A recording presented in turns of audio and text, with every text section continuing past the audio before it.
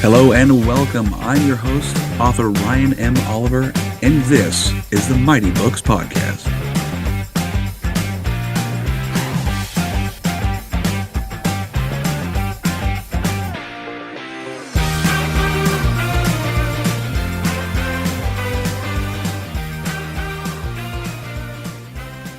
Hello, everyone. Welcome back to another episode of the Mighty Books Podcast. Today with me, I have author Cillian Dunne. Cillian, how are you doing today? I'm good. Thank you for having me. Of course, of course. I'm very interested in talking with you because the book in question is just a very unique one. You met somebody who had a checkered past, and became friends and was so moved by their story that you had to write a book about it. I think that is just an incredible, it's just an interesting facet to go down. So before I start keep spewing more information, I want to hear you talk, not me. What is the title of your book? The book is called Dreams in Incarceration. All right, and could you kind of go into a quick synopsis of what Dreams in Incarceration is about? Yeah, it's essentially a memoir, but it's a narrative nonfiction written in the first person from the perspective of a former Crip named David Spivey from South Central LA. And the book chronicles his physical and psychological experiences in California's highest security prisons and also subsequently deadliest prisons over the course of 15 years. And, the book sort of jumps between, the physical challenges that he had with, his opposition. He was a former gang member. In prison here in California and the United States, it's very territorial. So he had to like physically fight for his life. And then psychologically, every other chapter in the book is a dream or a nightmare. And because psychologically, he would have to fight those battles too. He actually told me that the hardest time that he had to do in prison was when his cell door was closed and he laid down in his bed to go to sleep at night. He said that was the hardest time he would do in prison. Yeah, that is by far the worst. Yes, the world can be a scary place and dangerous place, but it's where your brain kind of instinctually goes into those fight or flight modes, and you don't really have to think about it. The moment where you are left alone with your thoughts, like solitary confinement, or just in this case, his cell, you're basically stewing in the worst things you can think of. Like, I'm here being punished for something. Now I have to stew on that. It's a grown-up timeout. It is the worst kind of grown-up timeout ever. Yeah. So 15 years he was in prison for. Yeah. So he received a life sentence. Oh my. He went to prison for murder Oh and a few man. other charges. But you do that, you get caught doing something like that, and you're a member of a gang in California. Like, they don't go easy on you. So he got a life sentence Yeah. right at the gate, pretty much as like he was 17 years old when he committed the murder. By the Oh time he my actually gosh. by the time he actually like went to prison, he was a little bit older because it takes a little bit of time for a trial like that. But Yeah. he got 100 years to life, and then ultimately got a sentence commuted by the governor of California. Like, while he was in prison, Governor Jerry Brown commuted his sentence down to 15 years, and he was eligible for parole, I believe, after 13 with Wow. the commutation, but he got out after 15. Wow. So what made them decide to go from 100 to 15? That's a really good question. I did ask David that. I got like a one-sided answer. Like, I probably should have done a better job, like trying to talk to some sort of like legislator or someone Sure. who understands sort of like the bureaucracy of the entire thing, that question. But basically, David did a lot of like good personal development, which was documented in prison. Like, he documented it himself. He was very like sort of dedicated to getting himself out of prison. He was Yeah. essentially ticking boxes, doing all the things that he had to do, or all the things that look good while trying to stay out of trouble. Yeah. And then he like appealed to the governor. I think he found out that there were commutations that were going to be happening. It was like a thing, I guess. Like, every Christmas, the governor, or this particular governor, liked to give out commutations as like sort of won like a sign of public goodwill, like Sure. right before Christmas, like letting inmates or like letting incarcerated people go home to their families, without expecting it, like things like that. And yeah, Wow. so David just appealed and he got it. I Wow. think he found out a couple of months later, like it wasn't like he got the commutation around Christmas or whatever. He found out, or actually no, maybe he did find out around Christmas, but it took like a little bit of time after that for him to like actually get out and like go through the parole process and Yeah, stuff like that. bureaucratic systems don't generally happen. Things don't happen terribly fast in bureaucratic systems. Yeah. I mean, no, I work for our local shipyards here, and I can tell you right now, the speed of government is extremely slow. It Oh, is really? snail's pace is might be too fast. It's Yeah. so I can only imagine in the court systems, they're probably not moving much faster. No. No, not really. But I suppose it is what it is. There's a lot. I mean, there are a Yeah. lot of the prisons here are like overcrowded for sure. Oh yeah, Um, absolutely. so there's a lot going on. Absolutely. So, how did I'm very curious on how you, because you're from Ireland, Mm. hey, I want to know why you came out this way anyway. What drove you out to LA? I got recruited to play soccer in college in Boston. Oh, So cool. I moved from Ireland to the States when I was 19 for college. And then after college, I like during college, I was writing a lot. I was like writing sort of half of my time, sort of writing screenplays. And then I Cool. started writing books like in my early 20s, like when I was like 21, I think. And then, yeah, just sort of like kept doing it. And by the time I graduated, I sort of had the confidence to be like, like I clearly want to make this my career. Yeah. It's going to take a little bit of time, but I need to put myself in an environment where I can like sort of nurture it. So I moved out to LA because obviously the entertainment industry, I was able to like network and try get like I did like a ton of free work for like 3 years, just like Okay. writing work and stuff, just to meet people. Yeah. But like it's the place to do it. You offer someone like free service, like they're not really going to turn you down, especially in this Right. city. And and yeah, and that's sort of what brought me out here. And then I just always kept my writing like 50-50 with sort of the investigative stuff and fiction stuff, and then within fiction I break it down into like either writing like uh, I've written like two fiction books Oh, and nice. then like screenplays and stuff, just whatever. Right. So yeah, okay, definitely that makes a lot of sense. A lot of folks come out to LA to try to get their creative careers off the ground because there's just Yeah, that's the hub. That makes a lot of sense out that way. And then so when did yours and David, right? David. Yeah. David, when did yours and David's paths cross? It was New Year's Eve 2022, so like 2022 going into 2023. Wow. And yeah, my buddy and I were like throwing an event. We basically like needed security, so we went through the security company that we knew, and David just so happened to like work for that security company. So the night of the event, basically it was a total dud. Like the weather was like crap. Like nobody came to the event. It was like a huge bummer. And so I ended up just sitting down like talking to David for ages. We had Crazy. nothing else to do, and I just thought he was a good dude. Knew nothing about his past, and then I think maybe like a month later, or some amount of time later, not too long after, he posted a video on Instagram, basically like a tell-all video. Him just like sitting in front of the camera, being like, "For those of you that have met me in the last like year and a half, or for those of you that like just follow me on Instagram, like you don't know this about me, but like this is my past."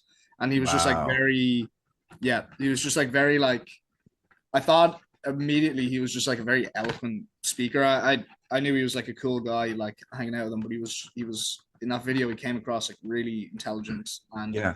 very eloquent in his speech, and I was like, oh man, like I have to write a book about this guy. So I just reached out.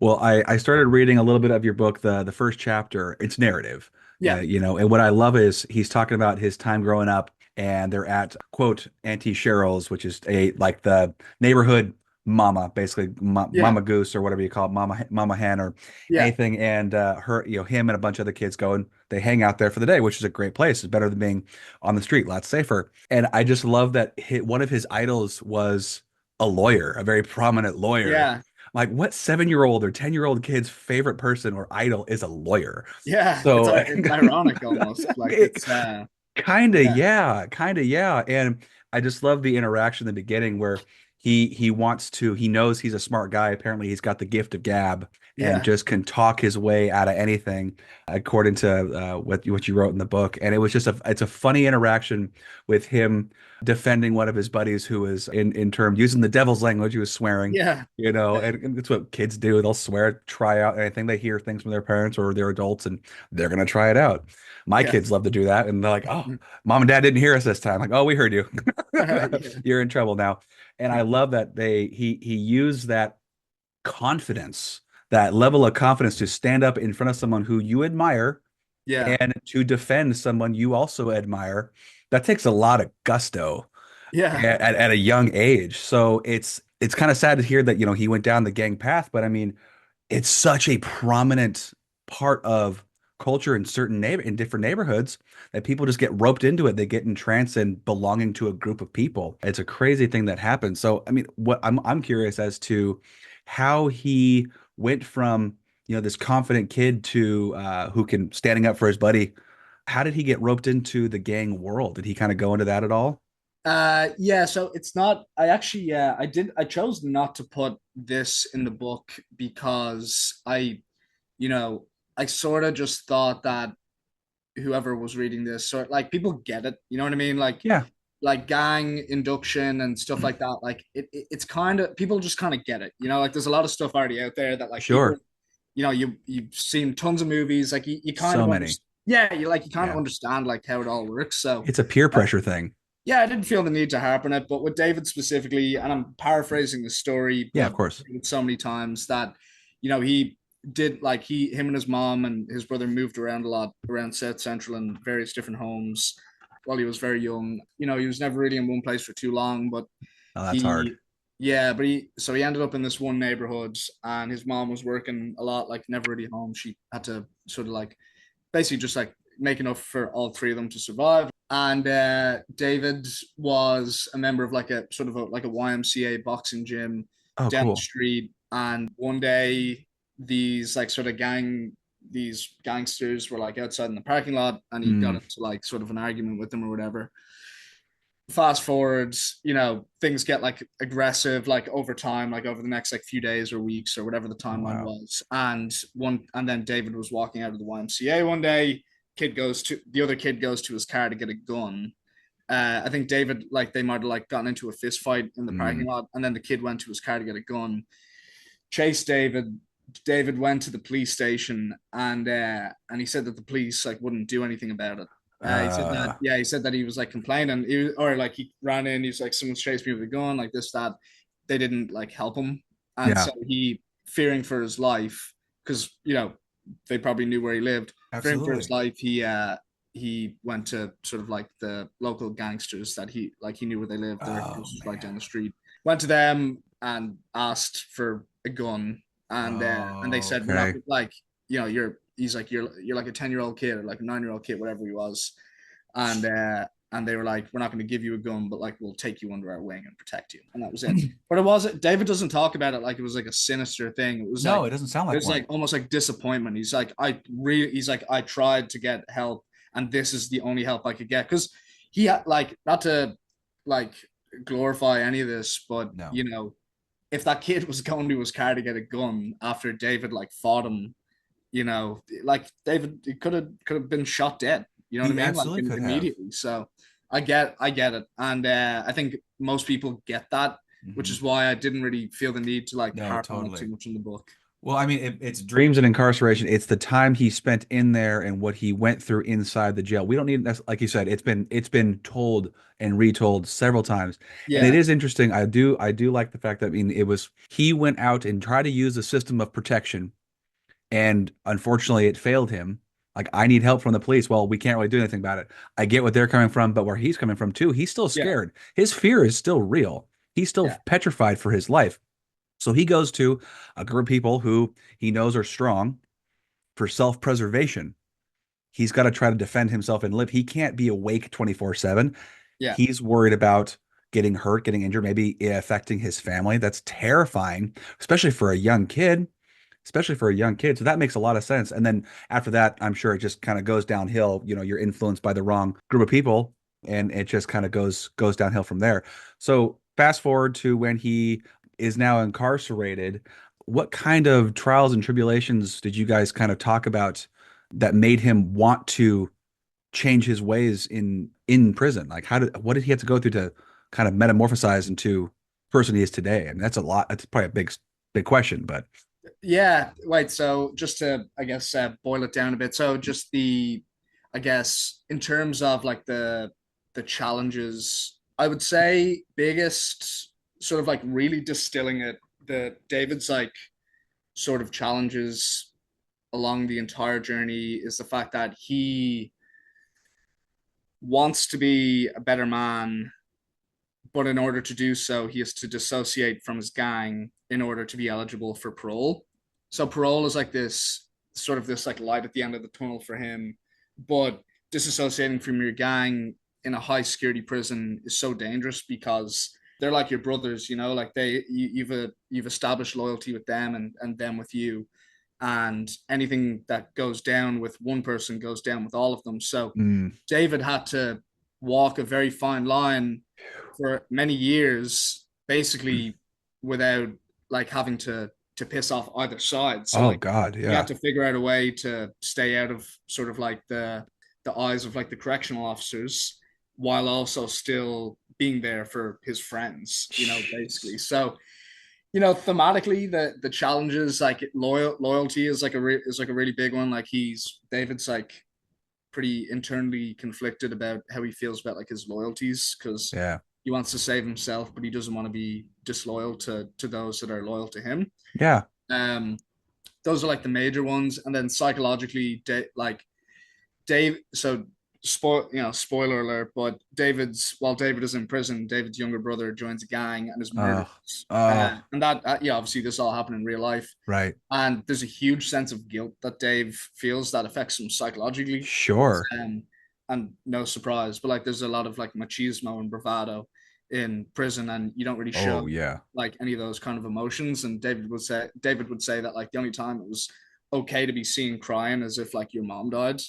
Oh, Um, geez. and so yeah, so basically David psychologically sort of had to overcome the feeling of being responsible for his brother's death because My he told goodness. me he said this to me like while we were doing the initial interviews, but he was like, oh, I'm quoting Jay-Z or some rapper that he said originally said it, but said that if I had been a lawyer, like my little brother would have been a lawyer.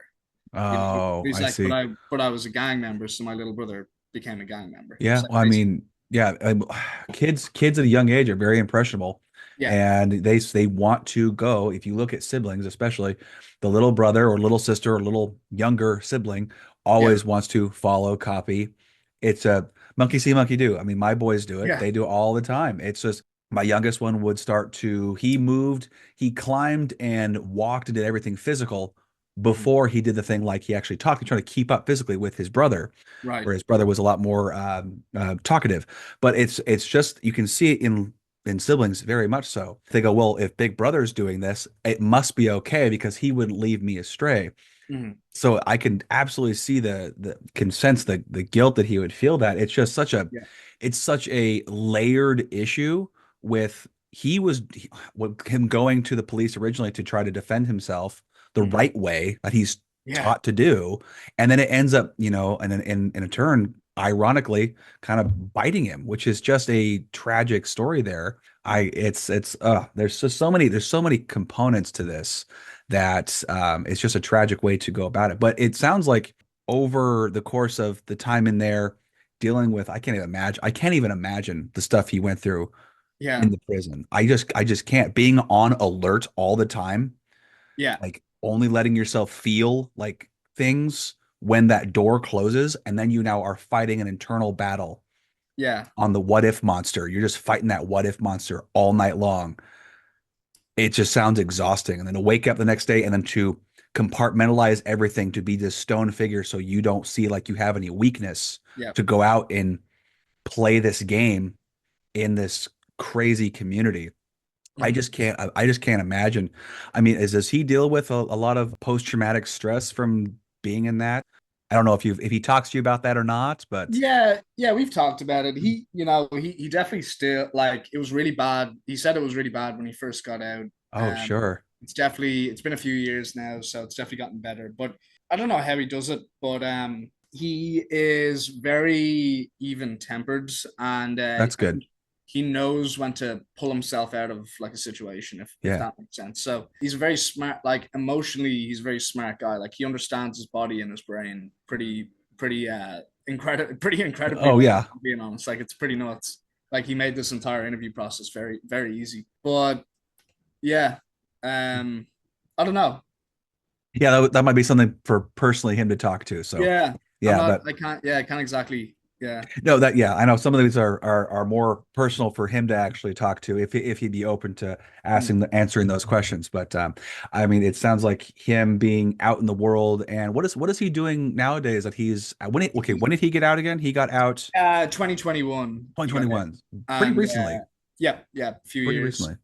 And he works at a hospital, and he's like a mental health Awesome. worker.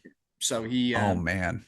yeah, so he works directly with like patients in a hospital, like pretty much in his hometown, like a 10 Wow. minute drive from where he grew up. So yeah, he's happy. I mean, he's happy to be home. He's got really good friends and Great. coworkers, and life is like pretty good for him right That's now. awesome. Yeah, it's been taken a while to this point, but he seems like he's pretty content, you know. Absolutely. And the mental health world needs more people in it regardless. And then with his background, he can speak to so many different people on what kind of different things he's seen, witnessed, encountered.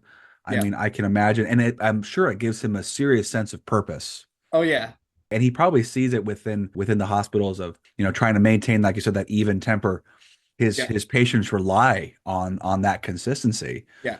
So he's got to emulate that somehow. So I mean, that's remarkable. So I'm curious, how long did it take you guys to do your interview and get all this information? Because it's very detailed.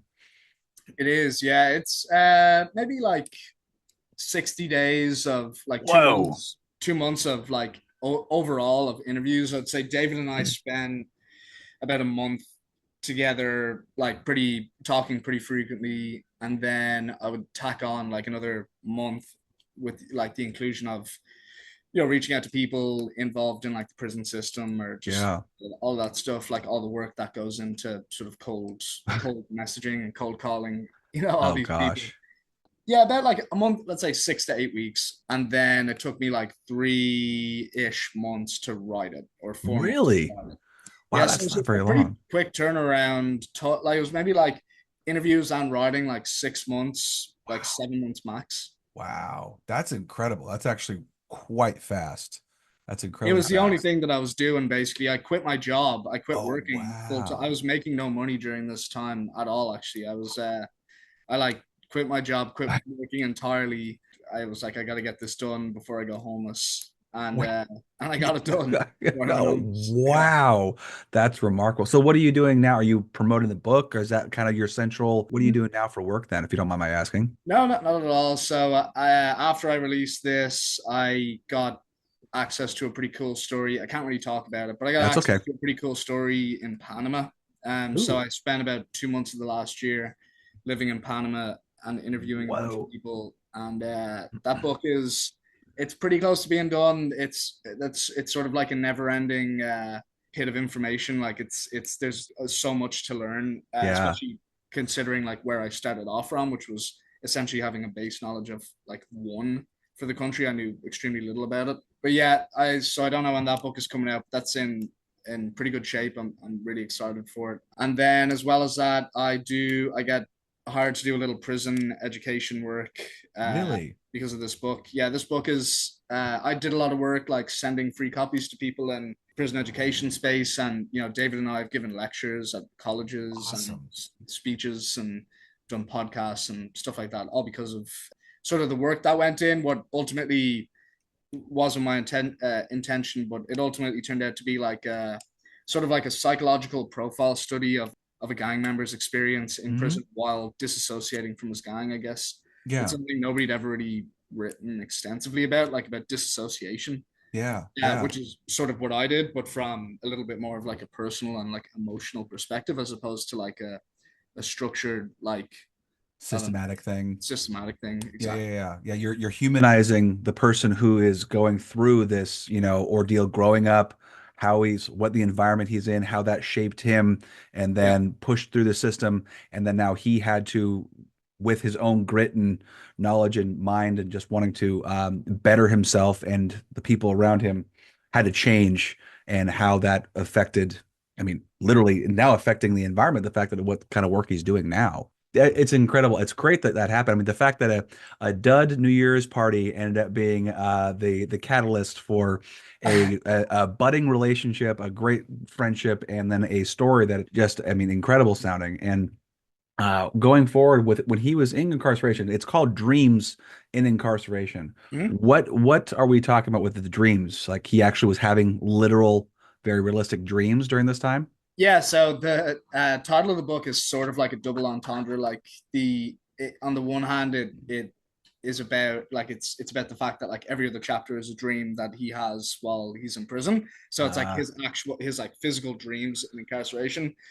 But then on the other side of the coin, it's dreams in incarceration. It's sort of like touching on that element of hope that uh-huh. he has for like his ultimate like dream. It's like his dreams, like he's dreaming of not being incarcerated while incarcerated. Like that, it's sort of like a double-edged sword, like a little bit. But anyway, the when it comes to the dreams, they're really more like nightmares, sort of Oh almost. yeah. They're pretty heavy, but basically David and I, while we were doing the interview process one day, I just sort of, I think I'd like watched some video about like how, or like I'd read something about how like a lot of formerly incarcerated people like dream about being back in prison. Well, Yeah. they have like nightmares about being back in prison, and it's like a Yeah. frequent thing, which totally makes sense, right? But I didn't think about it until then, and so I asked David pretty straight up. I was like, "So tell me about like your dreams or your nightmares, or whatever, while you were in prison." And he went into detail as much as he could about like certain types of dreams that he would have. So Mhm. one of which was he's like, "Oh, dude, like I used to have this dream where this like shadow would like chase me around the prison and stuff like that." And he would dream about his mom and his brother, and he almost one time described to me like sort of like a premonition style dream where like he would dream about the person, and then the next day they would like die, or like the next week they would die, or something like that. And not for like a lot of people, just for like two No. characters, which Yeah. you'll see Yeah. Yeah. in the later on in the story. But and so the purpose of the dreams are to, even though they are like in a way like recounted from his memory, they're like Yeah. pretty fictionalized, but they're meant to express the emotions that David is feeling, but isn't able to express physically, because if he Mhm. did, it would be a detriment to like his life and like his status within prison, because nobody talks about their problems like that in prison. They'll screw around and they'll talk about like whatever, Yeah. like problems, maybe physical problems or whatever, but emotional problems, like, Yeah. you keep that stuff to yourself. And these dreams are like a physical representation of the emotions that he is bottling up, and how they're like eating him alive. Absolutely. Yeah. I can't imagine there's a lot of heart to hearts very often conversations in prison. Uh I guess not, but I would imagine yeah. that there are, but they have to be like very well earned. Mm, Like they like David has some amazing friends that are still in prison and some that are out, and I've yeah. been with them while he's called them, or well rather while they've called him. Yeah. And he's put it on speakerphone. He's been like, "Yo," he's like, "Yo, whatever." The guy we're talking to is like, Cillian's here with me, like the guy that wrote the book about me. Like, are you cool with that? And every time the guy's been like, "Oh hell yeah, like I'm cool with that." And then they just like Good. go have like an hour long conversation, Wow. like about like relatively personal stuff, and because it's been very well Well, earned. totally. Well, that seems like a safe way to do it because I don't know how if they're in their own little like room in the prison or something when they're having conversations so no one's around them. So Uh, they feel like A, they have someone on the phone they trust, and that person's not in the prison right now. So it's like that stuff can't possibly get around. Because I mean, I would assume rumor mills and things like that are still going to be, where people are going to talk. So it's Yeah, like, oh, this guy's being weak because he's talking about his feelings. I don't know. He's having these problems or these that problems, but I can definitely say that would probably be a huge boost of morale or at least comfort for those who are still in. yeah, I can talk to a trusted friend about something that I am personally dealing with, and I can't express that here because it's a sign of weakness. Unfortunately for guys, it's kind of seen as a sign of weakness. Even with me working with all the folks on the boats, you show any kind of shred of weakness, it's usually used against you. Now, mind you, it's used in a funnier way, kind of like a prankster, kind of a jokey. But right. in prison, I can imagine that kind of weakness could be seriously socially detrimental and physically detrimental, have serious consequences in the future. So it's a good thing that he's still got people who's talking with, and they can rely on him to be a sounding board for what they're Mhm. going through. I mean, that's only Yeah, going to hopefully help them maybe either have a chance of parole, get out and better themselves, or at least just deal with what they're dealing with right now.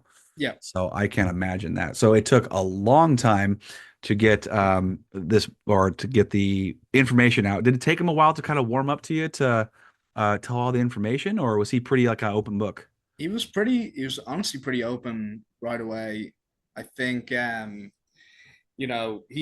certainly had his reservations in Oh the yeah, beginning. He ultimately told me like months into working together. I don't know if the book had been like released yet, but I was like, yo, dude, like, I feel really good about the book. Like, thanks again for letting me write your story. I was like, just out of curiosity, why did you trust me? Or like, why did you let me do it? He's like, I don't know, man. Like, I just sort of did. But he's like, a bunch of his friends were basically like, don't trust this guy, like white devil type shit. You know what I mean? Like, it was like, this, like, don't trust this white boy, like he's gonna take advantage sure. of you.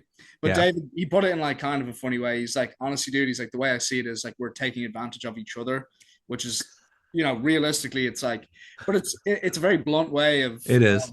of saying, but like we are genuinely friends, like we do, That's good. like, yeah, we have like hung out and like we do talk about shit like other than the book Yeah, and work and stuff. as you should. But when it came to the book, I was like, oh hell yeah, like you're giving me access to like your life. You're Yeah, being very upfront to me about this, and this is like an incredible story. Like I'm lucky to have this. And then on the flip side, like, you're lucky to have me. Like I'm probably the only writer out there that's gonna like actually quit his job and like put the time in to do this. We just met. So just I think yeah, both of us just sort of went with our guts. yeah. It's Yeah, a heck of a leap of faith for both of you. big time, yeah, It and really is. it panned out. It will continue to pan out. We're doing just do it. We're starting to do more and more within like the That's prison awesome. education world, and just trying to do more interviews and stuff like That's that. awesome. And I mean, has he done any he's a motivational speaker too, right? Yeah, so he's got a pretty well subscribed Instagram or YouTube channel. I think he's got like 150,000 subscribers or That's something. solid. Yeah. It's solid. He doesn't post very much. And but his overall goal is to become a motivational speaker. So he's currently trying to figure out a way to like utilize his channel and then sort of use that to standing on a physical stage in front of like a live audience in an Oh auditorium. yeah. You know, There is a way to do that. I mean, from doing the podcast, my resource pool has deepened quite a lot.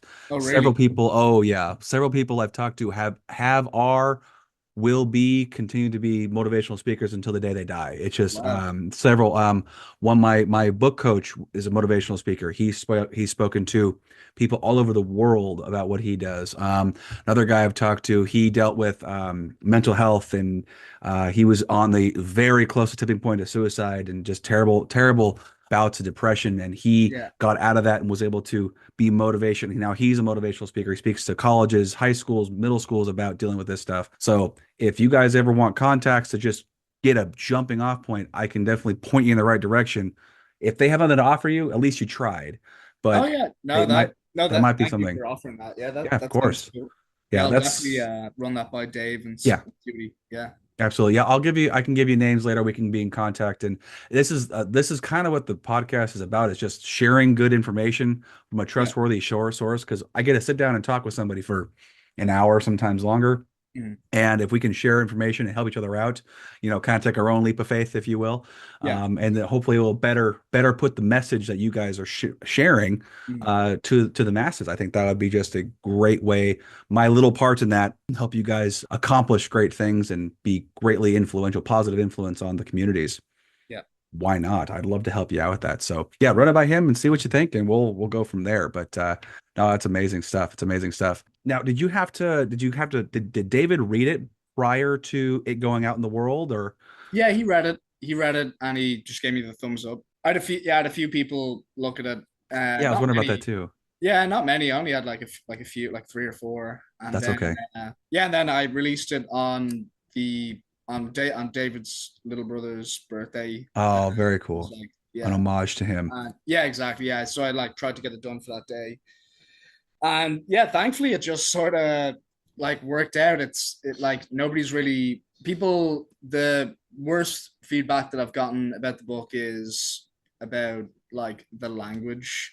So there's a lot of yeah, like because I wanted it to be authentic. Like when you're writing dialogue for a bunch of you know like gang members in prison, like you're not gonna like you're not gonna there's not gonna be like an air of like manners, you know what I mean, like No. no one gives a shit. So No, they don't. I've had a few readers sort of complain to me that they thought my dialogue was foul, but I don't know. But apart from that, like everyone has really enjoyed the book, like specifically, and I'm really proud and happy of this is that I've had like prison wardens read it, I've had Wow. correctional officers read it. I've had criminal prosecutors read it. I've had a bunch of people. I've had someone from the BOP read it. Like I've had like the Bureau of Prisons. Oh, okay.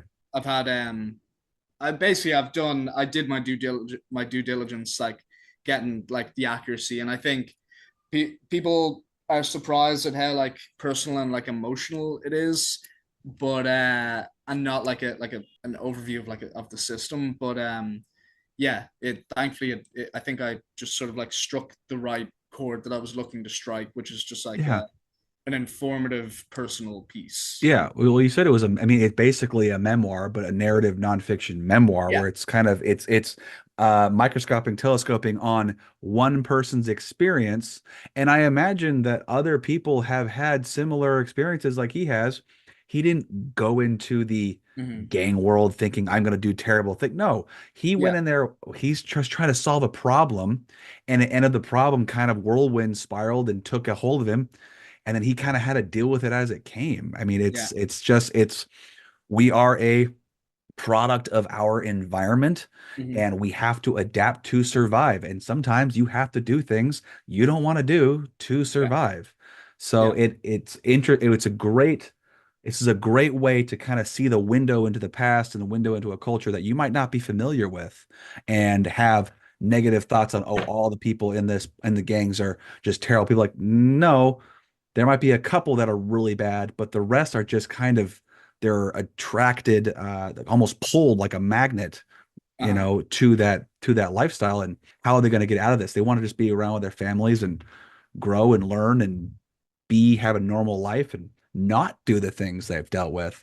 So it's a great thing that we've actually got a real, raw, personal tale or real life story of someone who's gone through the system and got out and has changed their life for the better. I mean, that's Yeah. we need more positive stories like that anyway.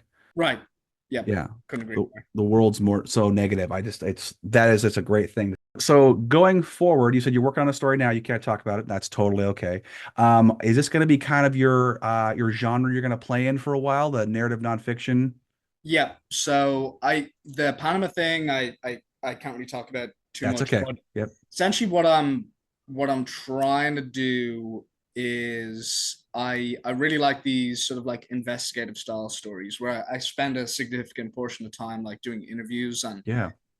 and like sort of like learning the truth about things. So, I'm doing I've been doing this Panama thing for the last like year. Basically Wow. in December, I'm going back home to Ireland for a month and I'm interviewing people that like former members of the IRA and stuff like that. And I'm writing a Ooh, book. I don't even know what the book will be about yet, but I got access to basically a bunch of these people who just like have lived these crazy lives, and they're all really old now and stuff. But sure. you know, I'm sort of developing like a little bit of a name for myself as like a guy who does these kinds of things. So, and that's what I want. So, ideally, I would like to do one investigative book a year where I travel because I love traveling, where I travel somewhere, Sure. do these interviews, spend a few months writing the book. Overall, 6 months to a year long process, and then just like cycle through it. And then while I'm doing that, you know, I'm here and like when I'm here in LA, like I try write as many screenplays like as possible. I Dang. actively look for work and stuff, and then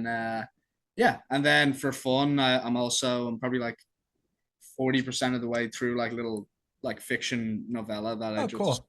yeah. So you know, I very much like I've been obsessed with writing like my entire life, but I'm thankfully like a very efficient writer, so I Sounds like write it. a lot Yeah. and I get a lot done. Like I'm 28, I've written five, but like five and a half books in the last 5 years. That's You know, insane in a so good way.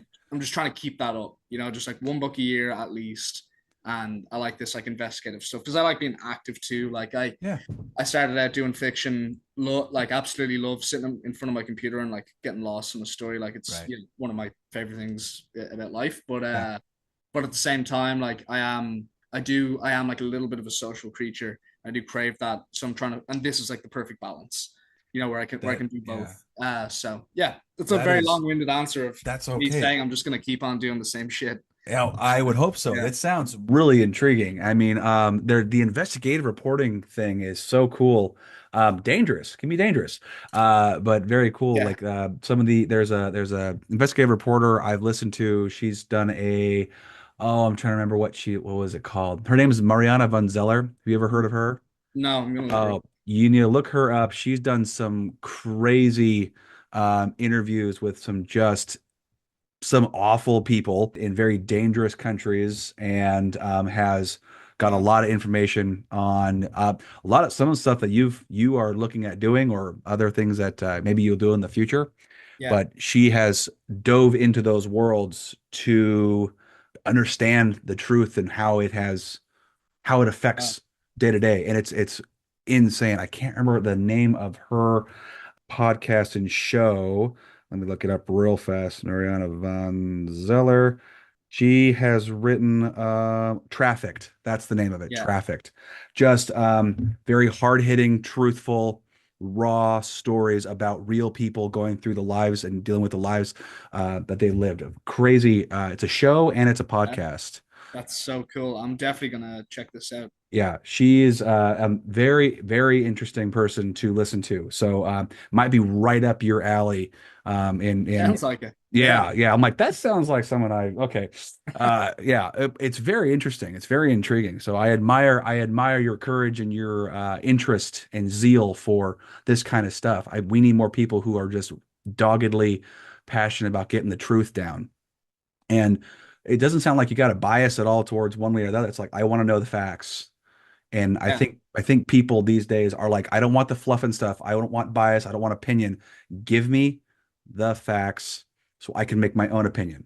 And it Yeah. sounds like it's what this is. It's a personal memoir, but it's still we can base our opinion of him for what he did on real information.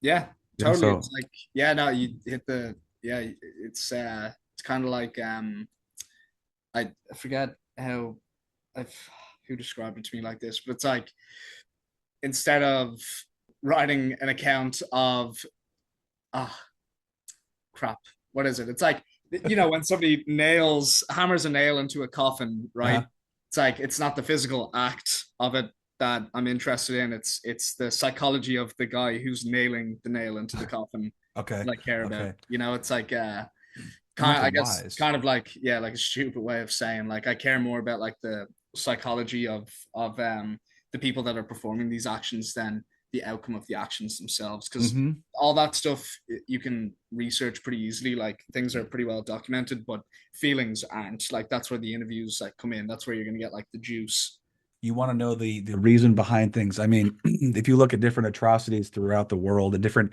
uh regimes are falling and rising and growing and whatever developing, people who don't want to do things are now moved into that direction because of social pressure or other weird social psychology things that Mm, humans just kind of naturally do. They know it's not the right thing to do, but if they speak out, they're going to die. right. And survival becomes that key element. And it kind of sounds like Evan was just saying with David's story is survival it's Yep. paramount. You are surviving. All other details be damned. As long as I make it to tomorrow, that's what matters. Yeah. That's what matters. And there has to be some level of grace for us as people to go, they understood this is not a great thing, but they had to do what they had to do to survive. Show some grace. They're here now. Wow. Let's take account. Let's honor the fact that they've gone through this crazy thing. Learn from them. Hopefully we can change for the better in the future. But Yeah. yeah, it's I'm very impressed with the route and direction you're going in. How does your family feel about you going this route? They very, very supportive. Good, good. Yeah, they were terrified when I went to Panama. Oh, But sure. they're also just sort of like caring parents. Like it's I think it doesn't matter like where I go. It's just like the act of doing what I'm doing that Hmm. makes them a little on edge. But at the same time, like I as much as I dive headfirst into all this stuff, like I sort of I know when something is going to be bad, or like I know how my gut feels about something when I think something will be like a bad long term move. So Hmm. as quickly as I write, like I wouldn't jeopardize my future by getting quick information now. Hmm. Um, so yeah, sort of like I guess like a long winded way of saying like I very much trust the people that I interview and Yeah. that I like work with to develop these books, and I would not work with somebody that I just like even if I had like 1 ounce of distrust, I just wouldn't do it. That's a wise way to go about it. And Yeah. I mean, going forward, when you write your investigative books, do you have like someone to kind of fact check the kind of bigger information? Obviously, David's accounts are that's just going to stay that way because it's his Yeah. accounts. But like other things like the prison system stuff, the Yeah. incarceration stuff, how do you get edited on that or who fact checks that stuff? That was so with like my books going forward, it'll be a little bit different because I have a little bit more of a name for myself and just like a little bit more access to fact checkers. But with Sure. this, I had like nobody. Like it Yeah. was all cold outreach. But what I did Yeah. was I wrote like a sort of like a draft. I would call it like an emotional draft, and then I started reaching out to people in the prison system with specific goals with every call. Just like, okay, today I'm going to learn about how, or today I'm going to speak to a correctional officer and I'm going to learn how they, feel about like having to do what they do and like how they Sure. take the edge off or why some of them turn bad and why some of them are like hard asses and Interesting. basically just like accumulating sort of like enough information over time through interviews that I can go back to that initial draft and tweak the things that I know are just plain wrong. Gotcha. And that what ultimately sort of ends up there is like it's sort of like as factual and accurate as everything is, it's sort I Right. sort of see it like a little bit like a hazy pane of glass. It's like there are if you look really, really closely, there might be small inaccuracies, but like they're Yeah. incredibly small. Like we're talking like if you get like a proof of parole, Yeah. in the book it's 120 days because that's what David told me. I Yeah. don't know. I'm not sure. It might be different for other inmates. Might not be the norm, but like Right. in the book, I put that in. Yeah. Yeah. You did your best with the research you had at the time, the resources you had. I mean, that's Yeah. really, I look at the intent, it's like no one intends, if you're writing a book like this, your intention's not to deceive. Your intention is to tell the No. story and as best information as you can. You did your due diligence. If, like you said, you get one or two small points wrong, Yeah. big deal. I mean, if someone's really harping on those little points, they're not getting the point of the story. Yeah. They're not getting the point, and they shouldn't have read the book in the first place. Yeah. People who take this and feel something for David's story and the interpretation from the interviews, great. That's what we want. We want them to make an impact for future, and then hopefully spread the word Yeah. as it were. Well, cool. So I think you already mentioned on feedback, but have you gotten feedback from non prison and just other general readers from this book? General readers, yes. I would say the sort of demographic of people that have read it and enjoyed it, like people who read memoirs do like it. I think a lot of horror fans and like thriller or like psychological thriller fans have really enjoyed it because those are two, I made it narrative. Like I wanted to make this like it's such a grim topic. It Like I wanted to is. make it like kind of fun to read, and Sure. really as slow as the plot sort of moves. Like it kind of moves at like a medium pace. It's like Yeah. it's meant to feel like a memory where Yeah. like some parts are super sped up and others are like more like under like a spotlight. So Yeah. yeah, general readers like thankfully everybody's enjoyed it so far. That's I good. think it's got like I have maybe only like 30 or 30 plus reviews on Great. Goodreads or whatever, but it's sitting at like I think like a 4.5 or something. Fantastic. It's not too bad, and I don't pay for reviews or but As you my shouldn't. Yeah. friends and family aren't like the biggest readers. I'd say like Yeah. only a couple of my friends have like ever read my books, and my mom reads my books, but apart from that, like nobody else does. So all Yeah. of the reviews are just from organic readers that like or that people that I've Wow. reached out to and like sent them a free book. But That's great. yeah, everybody's liked it so far, thankfully. I'm sure David probably appreciates just the fact that you took the time, you did an honest job, and he probably is just tickled pink with the fact that you even took the time to do all this for him, with Yeah, him, not just for him, but with him. yeah. Yeah. So going forward, now going forward, are you and him going to do any more stories like this in the future, or is this kind of it for him on the book front for the storytelling? For the book front, I think we're doing. I don't know if I'm gonna do another book about him, but that being said, like artistically, like we would love to do like a documentary. So we're Oh trying. yeah, Yeah, we've been sort of speaking with people. Not we've sort of like dropped the ball a bit recently, but there's an opportunity at the moment to do like a little sort of proof of concept for a documentary about dreams of incarceration, where we would sort of adapt the book into a documentary, and then the overall goal is to like sell film rights or like have like a movie made about it. I think a direct adaptation of this book to screen would be like kind of hard to do, sure. but if you like, just like tweak, like we're open to just like fucking with the story and like making it different so that, cause like, yeah, overall, like we'd love to have like a movie made out of this. But that's That it. would be Yeah. cool. So Yeah. the road isn't the road isn't closed yet, Oh but no. yeah, we're probably gonna if whatever we do next, it'll be visual. Okay, well, I think that would be a great one. A lot of people are moving towards watching videos anyway. I think the readership is unfortunately kind of dwindling a little bit, or a lot of people go on audiobooks. Yep. So, have you guys done any audiobooks for this? No, I that's also on me. I didn't have the money to produce one, but we will do it one day. I Yeah. think I'm trying like whenever I get the money, I'm trying to decide if I want to do an audiobook or if because one of my buddies does these great like narrative podcasts, Nice. where he puts like different like set he does like sound and foley and stuff Oh, like that. And he pays actors to come in and do different voice roles. It's basically like a a movie production. without the visuals. Yeah, So it's a solid production. yeah, so I would yeah, I'd be open to doing something like that as well. Cool. Yeah, I think it would translate really well to an audiobook. So I mean, definitely future Yeah. goals. I mean, like the fact that you're getting books out, you're investigator reporter, you guys still have a great relationship. It sounds like good friendship built. I mean, when did this book come out? Pretty recently, didn't it? Like a year ago. Okay, yeah. Oh, yeah, that's right. Yeah. About a year. I mean, you're doing great things. You guys are doing awesome. He's out there doing amazing things. So everything is just culminating. It just takes time. It just takes time. Yeah. And being patient and working hard and enjoying what you're doing, spot on. You can't go wrong with doing that. So anymore is just gravy at that point. Just Yeah. gravy. Well, I'm sure people are very eager and want to know where they can get copies of Dreams in Incarceration. So how can they get your book?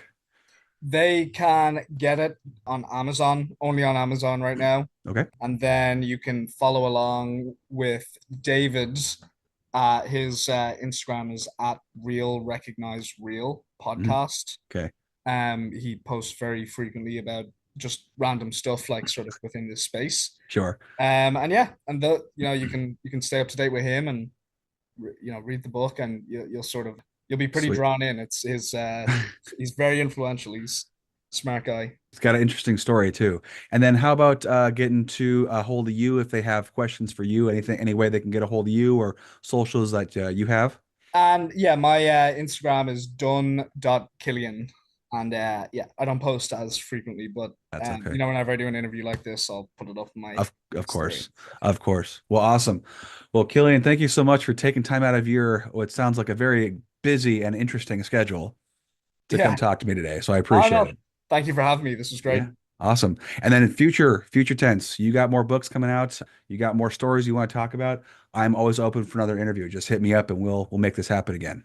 Cool. Great. Oh, I definitely will. Thank you, Ronan. Awesome. Of course, of course. All right, guys, I hope you really enjoyed that conversation. Please go check out Cillian Dunn's book, Dreams and Incarceration, talked about Mr. David Spivey, inspired by real life events about someone who went into, was in the gang life, got into incarceration, and then got out and now is doing amazing things. Definitely go check out that stuff and support him and David's work. Have a great rest of your day. And as always, stay mighty and keep reading.